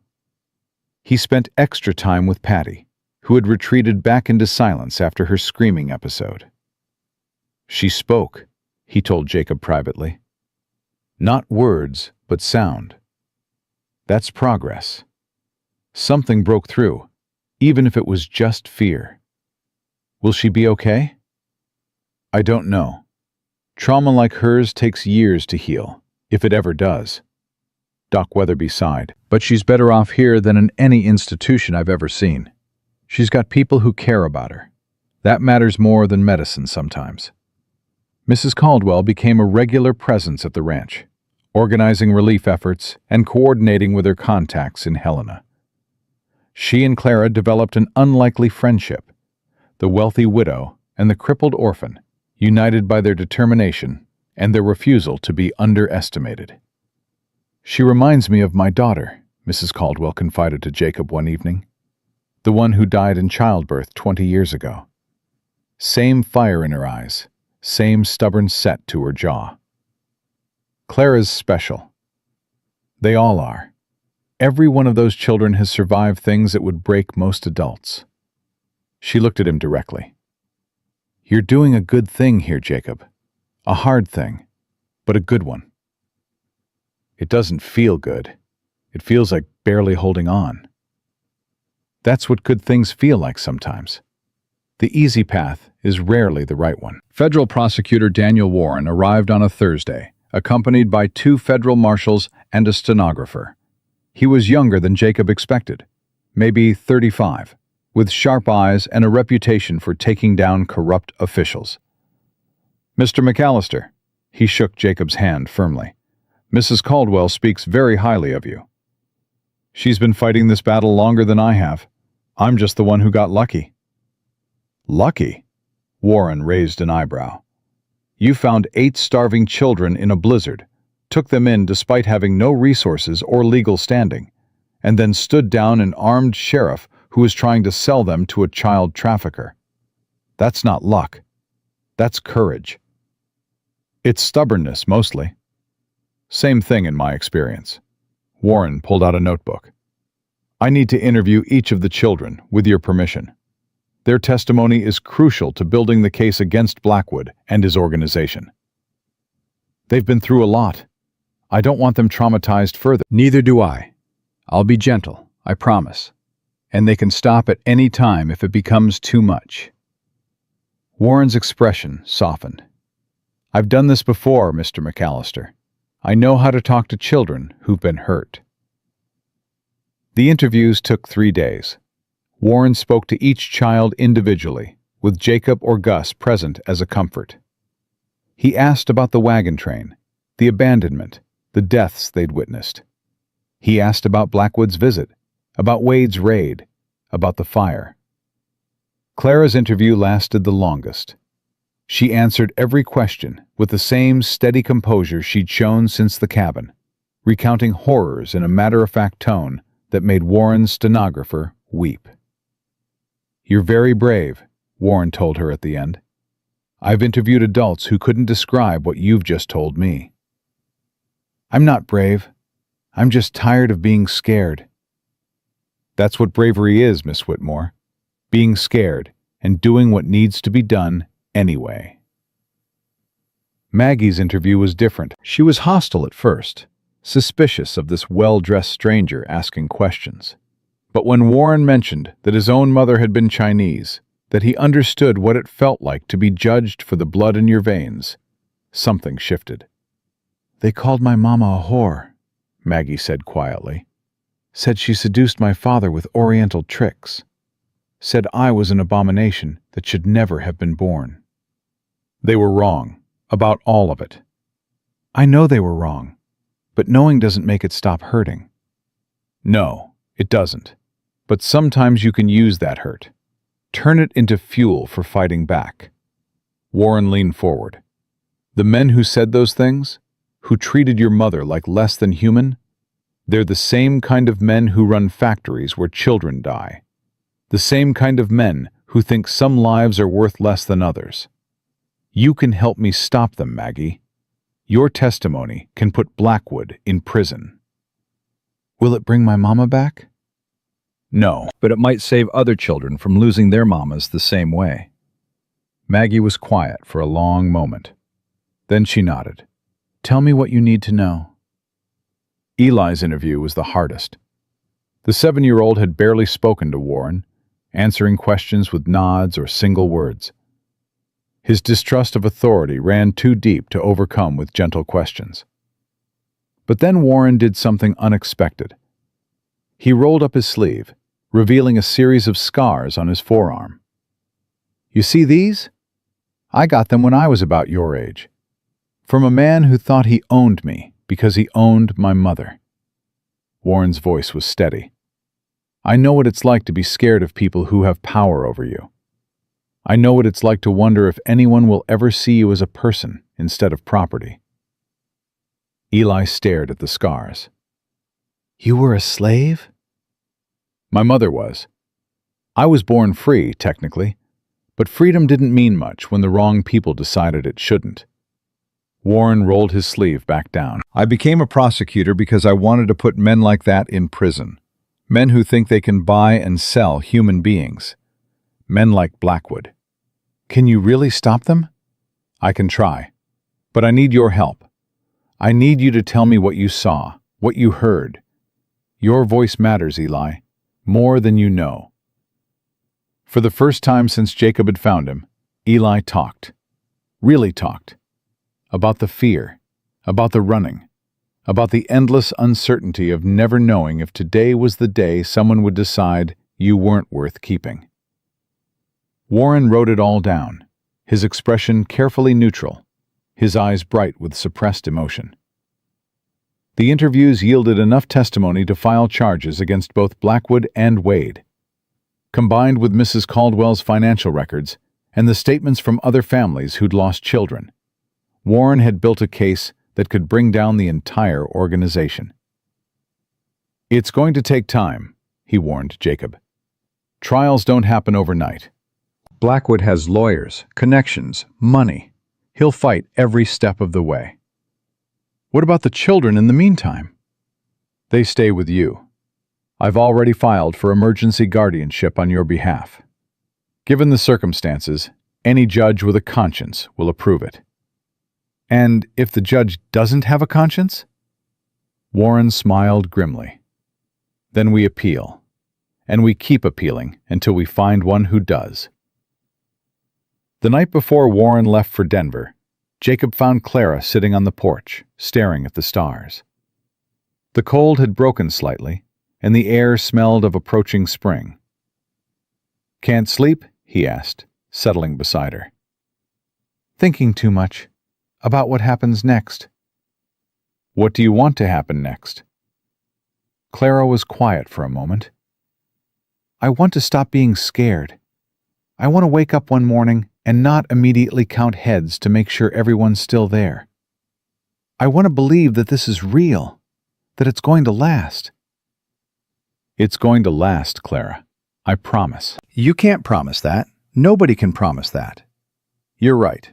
I can't guarantee the future. Can't guarantee that bad things won't happen, that there won't be more fights to win." Jacob looked at her profile, so young and so old at the same time.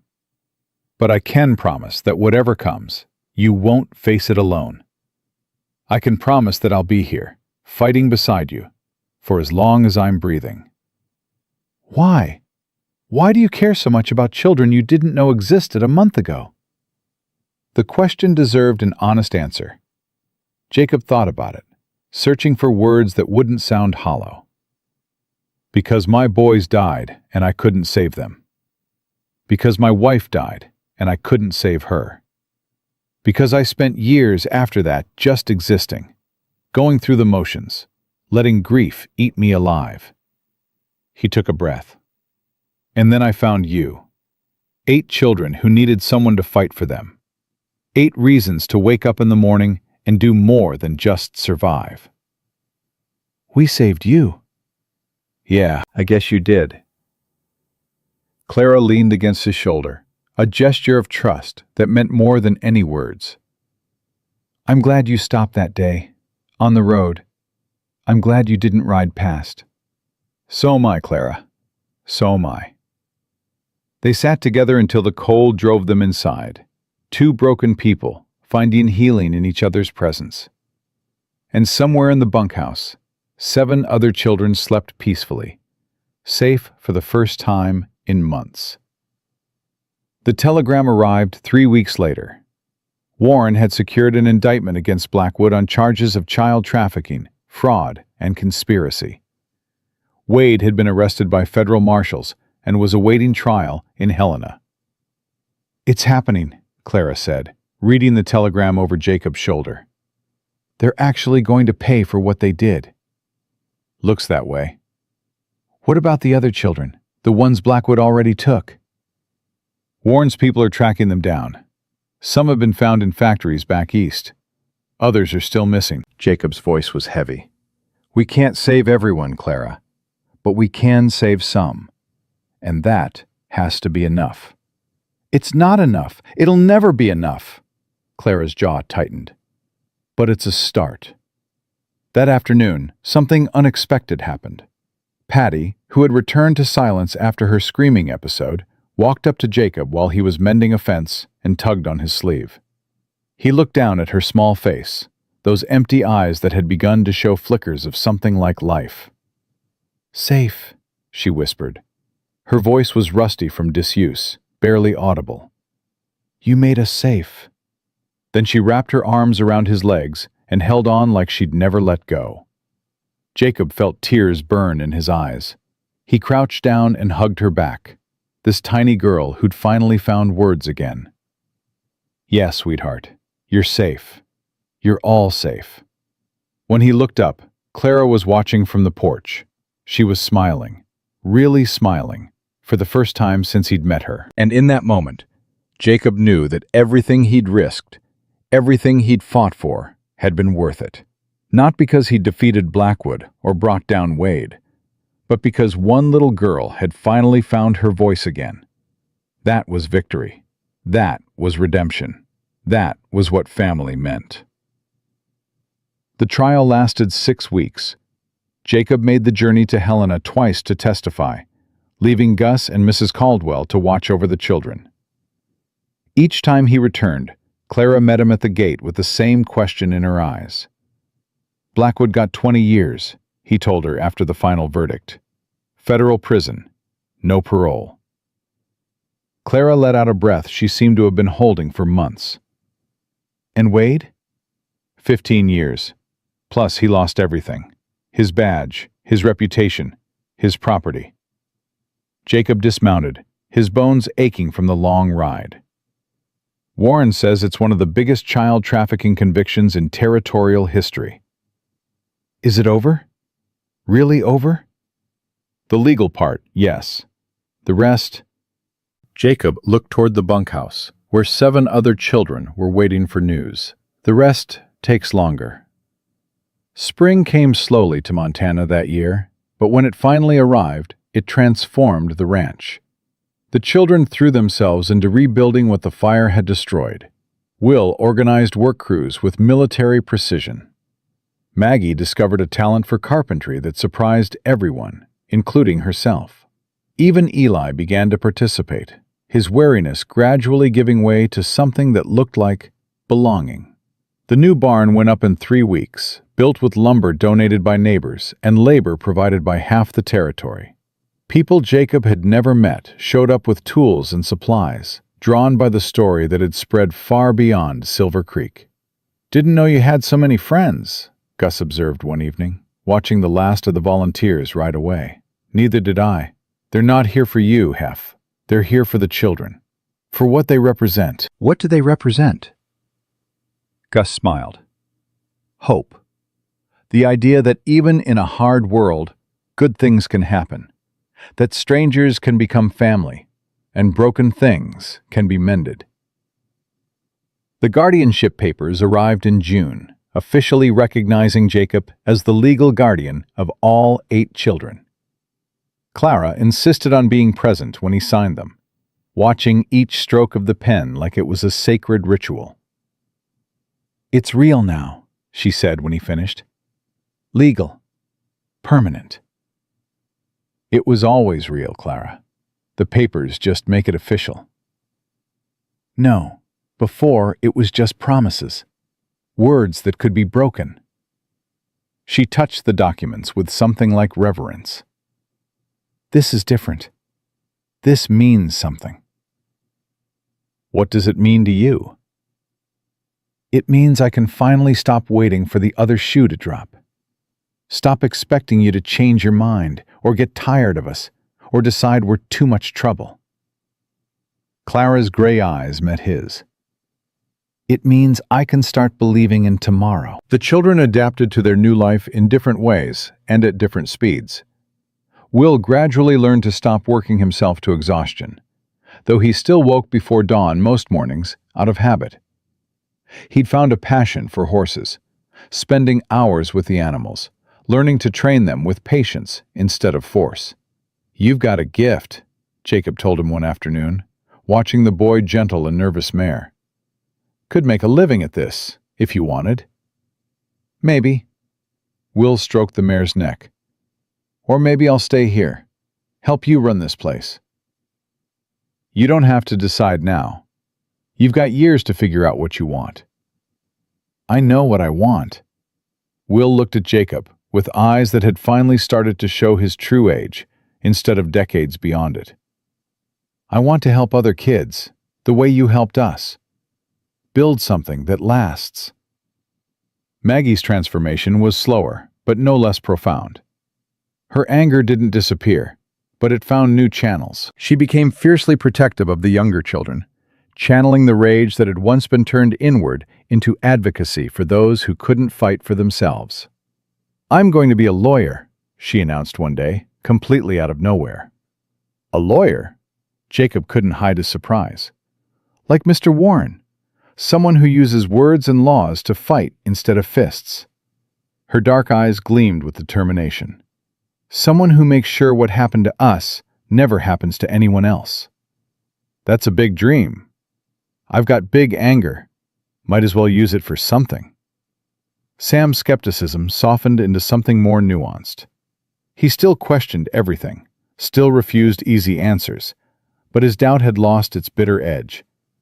He started writing, filling journals with observations and stories and questions that had no answers.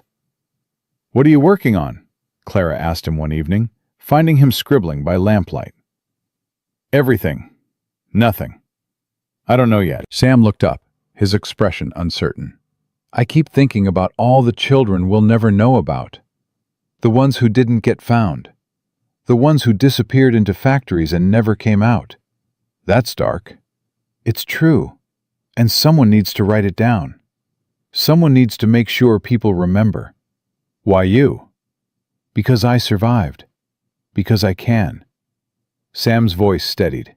"My father used to say that bearing witness was sacred work. I thought he was just talking about God. But maybe he meant something bigger.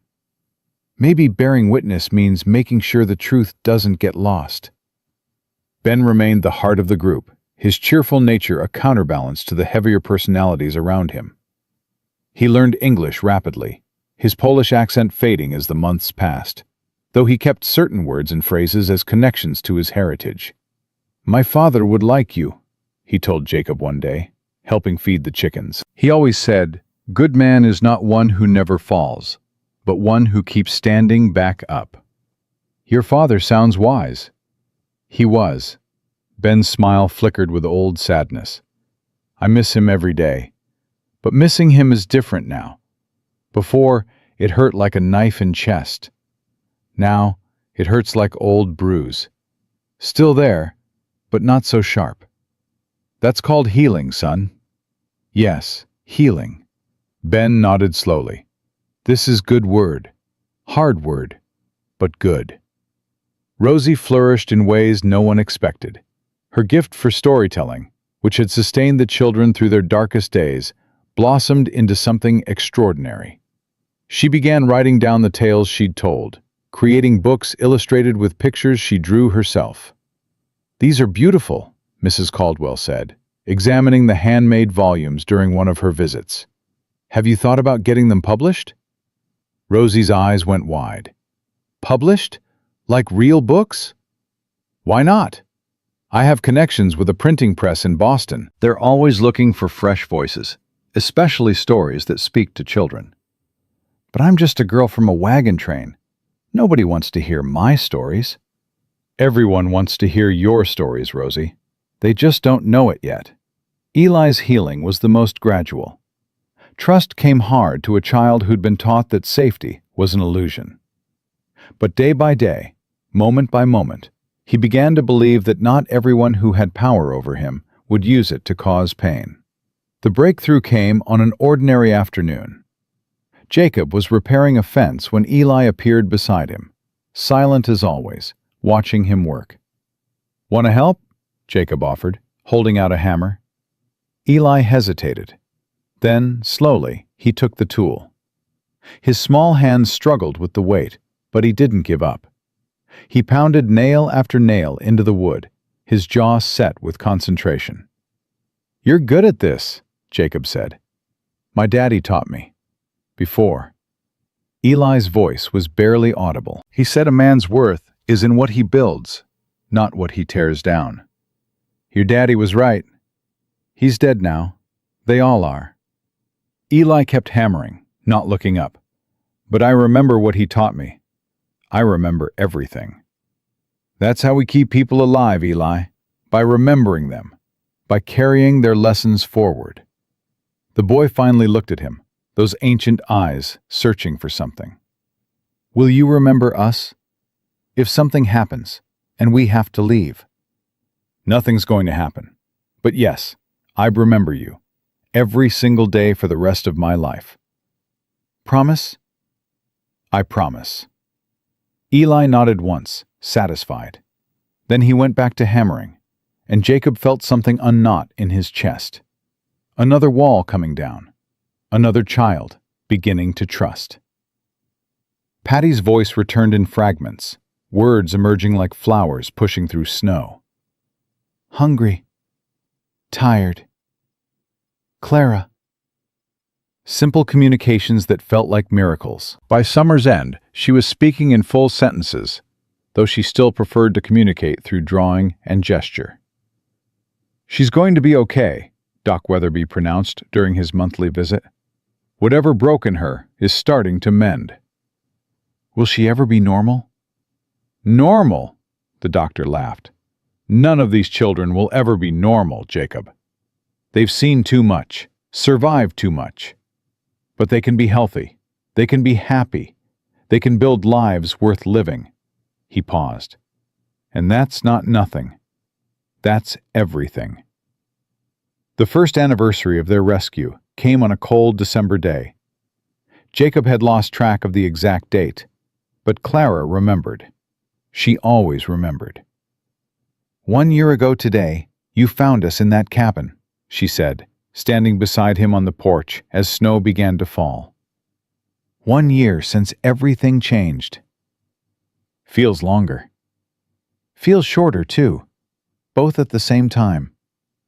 Clara pulled her coat tighter. I've been thinking about what I want to do. With my life, I mean. Now that I'm allowed to think about the future. What did you decide? I want to teach, like my father. But not just reading and writing. Her gray eyes were fierce with purpose. I want to teach children who've been through what we went through. Show them they're not broken. Help them find their voices the way you helped us find ours. That's a beautiful dream, Clara. It's not a dream anymore. It's a plan. She looked up at him. Mrs. Caldwell says she'll pay for my education. There's a normal school in Denver that trains teachers. She thinks I could be ready in 2 years, maybe less. Denver's a long way from here. I know, but I'll come back. This is home. Clara's voice caught slightly. Your home. All of you. No matter where I go or what I do, that won't change. Jacob felt his throat tighten. This girl who'd been left to die on a roadside, who'd protected 7 other children through sheer force of will, who'd taught him what family really meant. She was going to change the world. I'm proud of you, he said. More proud than I know how to say. I know. Clara smiled, a real smile that reached her eyes. I'm proud of me too. Finally. The years that followed transformed the ranch into something none of them had imagined. Mrs. Caldwell's influence and resources helped establish it as a haven for orphaned and abandoned children throughout the territory. By the time Clara returned from teacher training, there were 12 children living there, then 20, then more. Will became Jacob's right hand, managing the daily operations with the same steady competence he'd shown protecting his siblings in the cabin.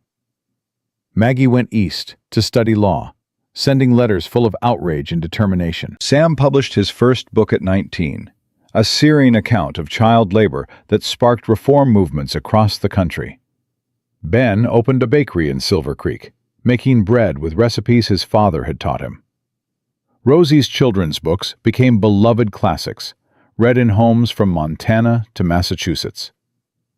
Eli stayed at the ranch, working with the horses, finding peace in the simple rhythms of caring for animals who asked nothing but kindness. And Patty, the silent girl who'd found her voice in a moment of terror, grew into a woman who painted pictures that made people weep. Her art hung in galleries and museums, images of children surviving against impossible odds, of strangers becoming family, of love found in the most unlikely places. You built something remarkable, Gus said one evening, sitting on the porch with Jacob as the sun set. They were both old men now, gray-haired and slow-moving, but still present, still fighting. We built it together. No, Jefe. You started it. That day on the road, when you chose to stop instead of riding past. Everything since then grew from that moment. I just did what needed doing. That's what makes it remarkable. You saw children who needed help, and you helped them. Simple. Obvious. And somehow the rarest thing in the world. Clara visited often, bringing stories from her school in Denver, where she taught children who reminded her of herself. Damaged.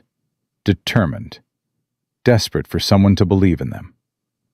I told them about you, she said during one visit, sitting in the kitchen where she'd eaten her first real meal in weeks so many years ago. About the man who stopped on a frozen road and changed everything. I hope you didn't make me sound too heroic. I told them the truth, that you were stubborn and scared and had no idea what you were doing. Clara grinned. And that you did it anyway. That's the part that matters. Jacob looked around the kitchen, filled with children who'd come from nowhere and been made into family. Some were cooking dinner. Others were doing homework. All of them were safe. All of them were loved. It's enough, he said quietly. More than enough. It's a legacy, Clara corrected. The kind that lasts. Long after we're gone, these children will raise children of their own. And they'll teach them what you taught us. That family is a choice. That broken things can heal. That one person stopping to help can change the entire world. The snow began to fall outside, soft and steady, covering the ranch in white. Somewhere in the barn, horses nickered contentedly. In the bunkhouse, children laughed over shared jokes. And in the kitchen, a family gathered around a warm stove, bound not by blood, but by something stronger. Jacob McAllister had ridden out on a winter morning, expecting nothing but another day of survival. He'd found 8 children left to die in the cold, and he'd made a choice that would define the rest of his life. Not because he was a hero, not because he had answers or resources or any certainty that things would work out, but because some choices were bigger than fear. Some moments demanded more than self-preservation. And some strangers were just family you hadn't met yet. The girl with the twisted leg had asked him once why he stopped, why he cared about children he didn't know. The answer was simple: because they needed him, because he needed them, because in a world that could be brutal and cold and unforgiving, the only thing that made any of it bearable was reaching out a hand to someone who was falling. Clara Whitmore had crawled across a frozen floor to protect children who weren't her blood. Jacob McAllister had climbed off his horse in a blizzard to save children he'd never met. And together, they'd built something that would outlast them both. A home. A family. A legacy of love that proved the impossible was possible, That broken things could mend, and that one choice made in a single frozen moment could echo through generations. That was the truth of it. The whole truth. Written in the lives of children who'd been given second chances, and the man who'd taught them that second chances were worth fighting for. And that truth, like the family it created, would last forever.